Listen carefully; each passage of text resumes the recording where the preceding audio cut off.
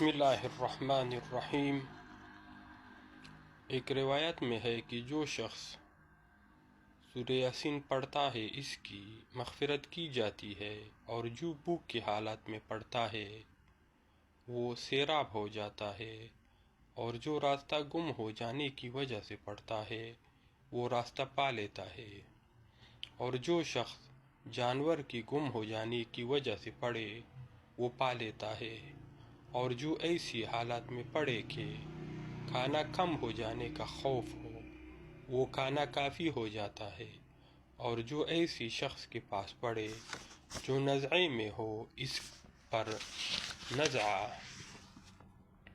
میں آسانی ہو جاتی ہے، اور جو ایسی عورت پر پڑھے کہ بچہ جینے میں دشواری ہو رہی ہو اس کے لیے بچہ جینے میں سہولت ہو جاتی ہے۔